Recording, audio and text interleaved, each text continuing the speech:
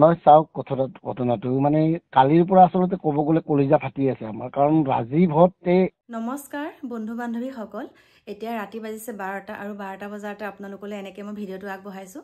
আপোনালোকক যে মই যোৱাকালি যোনটো ভিডিঅ' দিছিলোঁ, সেই ভিডিঅ'টোত মোৰ মনৰ কথাখিনি আপোনালোকৰ ওচৰত প্ৰকাশ কৰিছিলোঁ আৰু মই তাত কোনো ৰস দি পেলাই মানে কোনো এটা তাত মই এটা শব্দও আপোনালোকক মই বেছিকৈ কোৱা নাই। যিখিনি পাইছোঁ, যিখিনি মোৰ অনুভৱ মনৰ, কাৰণ আমি ভিডিঅ' বনাওঁ, আমাৰো কিছুমান দায়িত্ব থাকে আৰু সেইকাৰণে মই আপোনালোকৰ মাজলৈ তেনেকৈ মোৰ মনৰ কথাকেইটা কৈ পেলাই ভিডিঅ'টো বনাইছিলোঁ।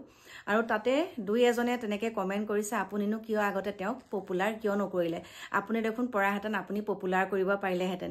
কিন্তু মই কেনেকৈ পপুলাৰ কৰিম, কাৰণ নিউজ চেনেলসমূহ তাত থাকেই। নিউজৰ মানুহে পপুলাৰ নকৰিলে আমি আমাৰ ভিডিঅ'টোনো কোনে চায়, আমাৰ ভিডিঅ'নো কিমান মানুহে চায়, আমি কেনেকৈ পপুলাৰ কৰিম। গতিকে আপোনালোকে তেনেকুৱা বিৰূপ মন্তব্য নকৰিব। মই কোনো ৰহন সানি পেলাই ভিডিঅ'টো বনোৱা নাই আৰু সেই কথাখিনি মই একো মিছা কথা কোৱা নাই, একো ৰহন সানি পেলাই কোৱা নাই।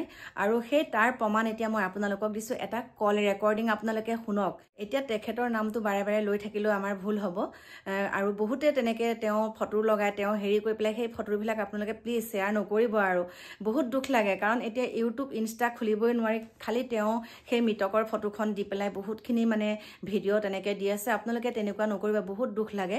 আগতেই আপোনালোকে তেওঁক ইমানখিনি মৰ্যাদা যদি দিবলৈ মনে আছিলে, আপোনালোকে জীৱিত কালতে দিব লাগিছিলে। এতিয়া মৃত্যু হোৱাৰ পিছত তেওঁ কেতিয়াও সেইবিলাক বস্তু দি থাকিলেও গম নাপায়।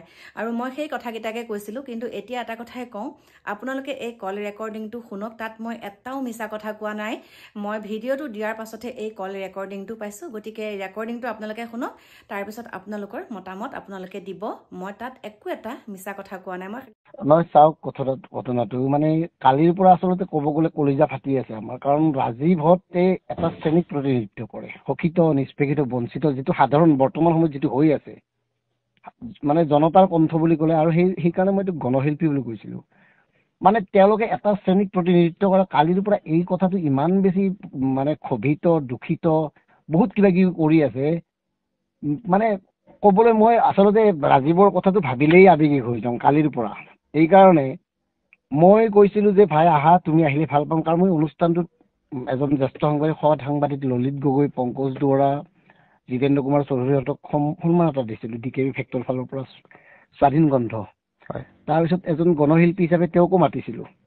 তেওঁ মোৰ অনুৰোধটো ৰক্ষা কৰি ইমান আনন্দিত হৈছিল, বঢ়িয়া ককাই আপোনাৰ অনুষ্ঠান চাওঁ, আমি যাম, আমি একেই চেতনাৰ মানুহ, একেই চেণ্টিমেণ্টৰ মানুহ, মই আছোঁ। আৰু তেওঁক কথাখিনি বুজি মই কৈছিলোঁ যে আপোনাক কহা ভাড়া মই দিম।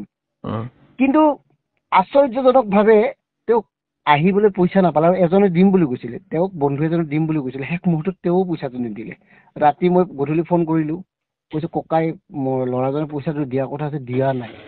মানে তেওঁ মোৰ আগত যেনেকৈ কথাখিনি কৈছিল সেইখিনি সময়ত, মই কৈছোঁ মই এতিয়াই পইচাটো পঠাই দিওঁ, আপুনি কিবাকৈ আহক, আহিলে ভাল লাগিব।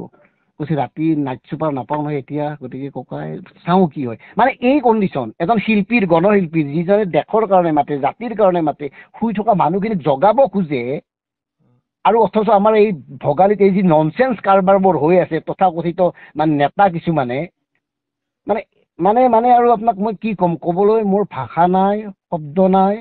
আৰু ৰাজীৱৰ দৰে অৱস্থা বৰ্তমান অসমৰ সচেতন শিল্পীৰ হ'বই।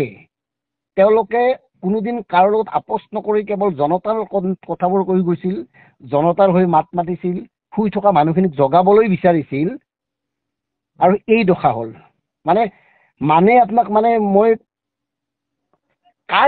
ক'ব নোৱাৰো, মই ক'ব নোৱাৰো তাৰমানে তেওঁৰ কথা। তেওঁ ইমান আৰ্থিক সংকটত আছিল, আৰু শৰীৰটোৰ অসুখ আছিল, অসুখ লৈ ঘূৰি ফুৰিছিল।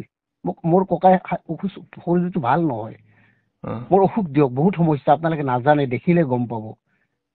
মই ভাবো হয়তো তেওঁ বেমাৰবোৰ লুকুৱাই থৈছিল। বেমাৰৰ লক্ষণ দেখা পায়, ধৰি লওক কিছুমান মানুহ কি হয়, আজিকালি বহুত মানুহে অসমত বেমাৰবোৰ ডক্টৰক নেদেখুৱাই, এইকাৰণে নেদেখুৱাই, ঔষধৰ ইমান দাম, টেষ্টবিলাক ইমান দিয়ে, ইমান হাজাৰ হাজাৰ টকা যায়।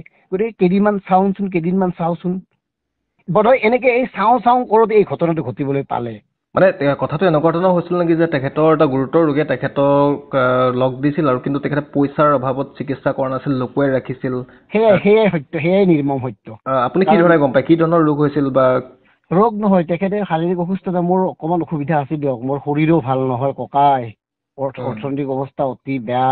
মোক আপুনি দেখিলে গম পাব, আমাৰ ফালে আহিলে গম পাব। মই তেওঁৰ ঘৰত আছিলোঁ, যোৱা নাছিলোঁ। গতিকে আমাৰ ঘৰত আহিলে গম পাব, দেখিলে গম পাব, আপোনালোকে ভবাৰ দৰে আমি নহয় দিয়ক। তেওঁ কথাবোৰৰ পৰা অনুমান কৰিছিলোঁ মানে, আৰু তেওঁৰ যে আৰ্থিক সংকট হৈছিল সেইটোতো প্ৰমাণ হ'ল মোৰ হোৱাটছএপত মেছেজত আগদিনাখন যিটো ঘটিল। তেওঁ আনকি মোৰ এই যে বঁটা দিম সেই কথাটো শ্বেয়াৰ কৰিছিল উৎসাহেৰে, যে এনেকুৱা এনেকুৱা এটা সন্মান দিছে।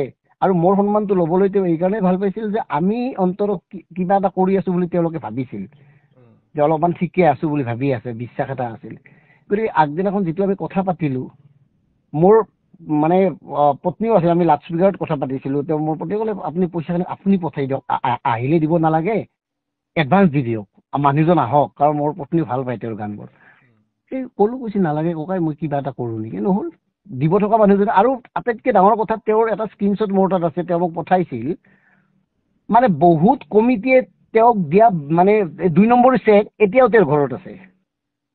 আচ্ছা, মাতে তাৰমানে তেওঁক গান গাবলৈ, সেই সময়ত কয় আমি পইচা দিব, এই চেকখন দি দিয়ক, চেকখন এখন দি দিয়ে।